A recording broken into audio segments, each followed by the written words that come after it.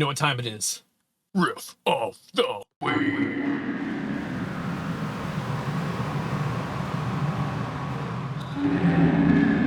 Let's go. How's it going, everybody? It's great to be here with all of you, and I'm excited to take the next couple installments of Riff of the Week and dig into the newest song from my band GLACIAL TOMB. And we just released a song called Pale Usurper through Decibel Magazine's Flexi series, and that song is now available to stream online. As of the time of this video, you can hear it over on Decibel's YouTube channel. I will link that in the description below. And so I thought it'd be a lot of fun to break down some of these riffs. I'm really excited about this new album. This song was written and recorded at the same time as the rest of our new album, Lightless Expanse. And so this is a really good indication of what you can expect, just in terms of an increase in like technicality, diverse, approaches in the music. There's a lot of this sort of start-stop syncopation, but also a big hooky chorus and also a big nasty gnarly bridge. There's a guitar solo. There's some insane bass work. There's so much double bass. But more than anything, we tried to craft a song that is memorable. And so I'm going to walk you through these different sections and talk about how I play them and give you some insight into some of the sort of tips and tricks that will allow you to pull these sections off.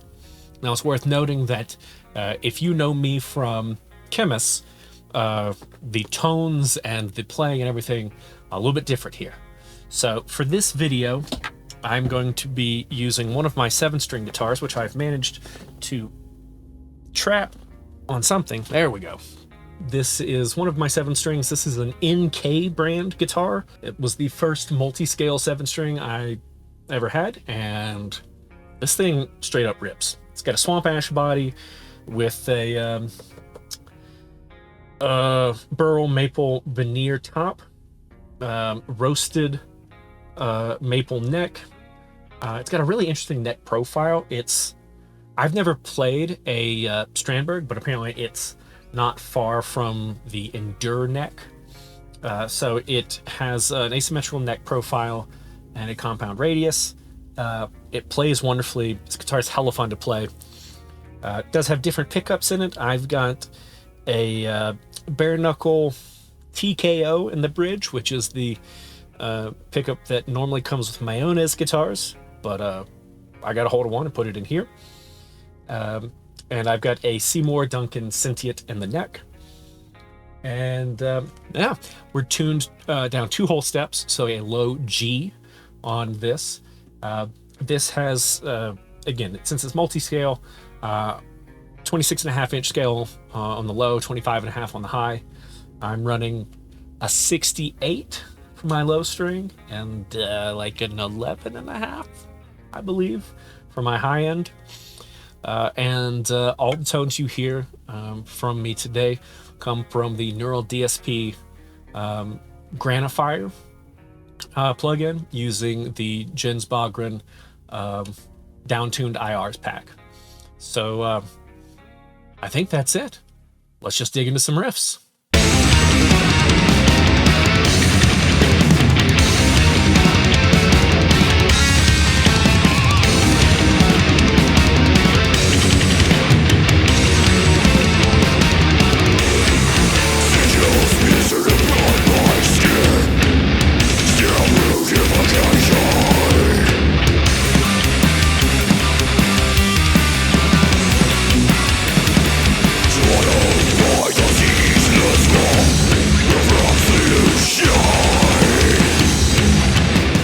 So the song starts at the 4th fret on your 5th string, playing out of this, whatever, C sharp.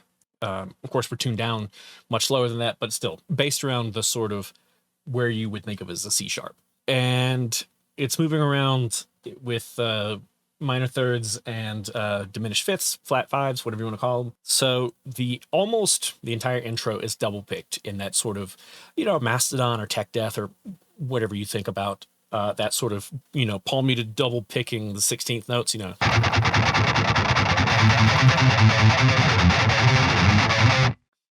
but I will walk through the riff without double picking, and just know that as I'm playing eighth notes, you're actually palm muting and double picking sixteenths most of the time.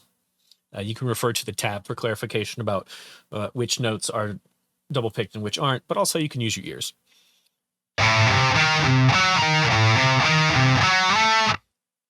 So again, starting at the 4th fret.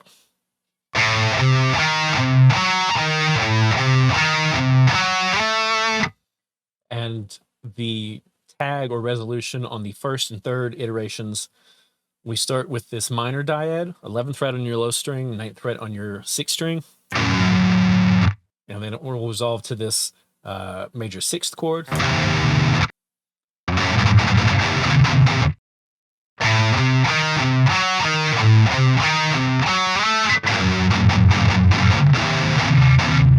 So that's your 1st and your 3rd. The 2nd time through,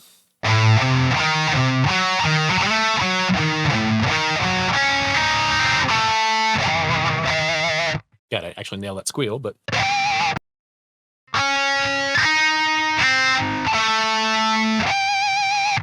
so that little arpeggio is 10th fret on your 3rd string, 8th fret on your 2nd string, open high string, but you let them all ring out together. And then grab the 11th fret on your 4th string, and then you're going to squeal the 10th fret on your 5th string. And then the 4th time through, you will start at the 7th position and then move down to the 4th.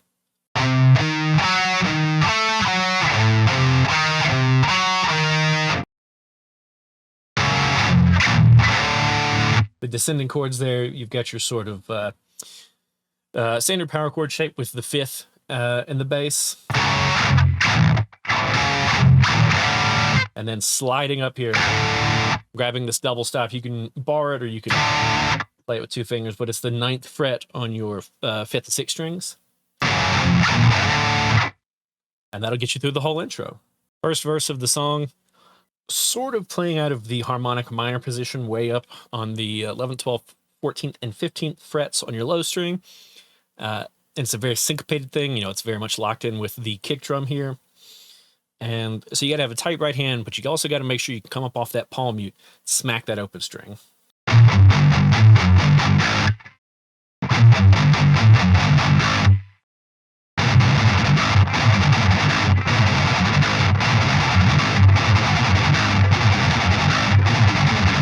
And this is where having good picking hand mechanics super crucial. It's a thing I've talked about in Shred Sunday, a thing I've talked about in creative workshops with folks. Minimizing the amount of movement so that when you do need to have a little extra movement, in this case to really smack that string, you're not already moving all around, your wrist isn't all out of sorts. You know, as little unnecessary movement as possible, which sounds kind of obvious given that I just called it unnecessary movement. But it can be hard, right? Because sometimes you want to have that classic rock strummy or black metal strummy kind of movement. So you got to be able to move between the two sort of styles of picking.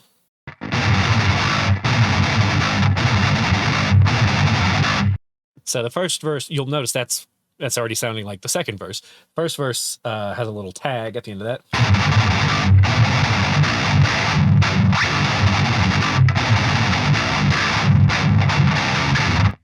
that. So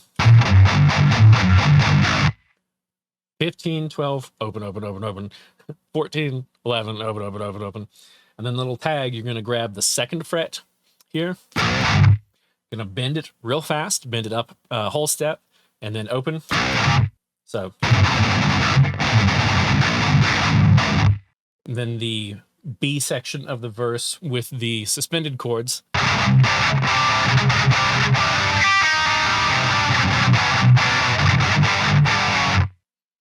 And you have to watch the movement of the right hand and follow the tab with this, because it is easy to fall into a pattern of playing too many notes here. There are places where you might expect the guitar to just go, but it doesn't. It goes. Notice that single 8th note.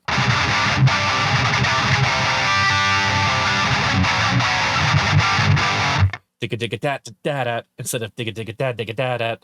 And I'm barring across the 1st fret on my 2 lowest strings here. First time through, I stay on that, and I slide up real fast.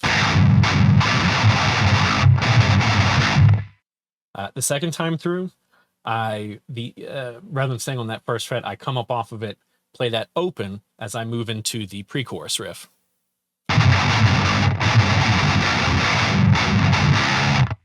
And then we move into the pre-chorus section.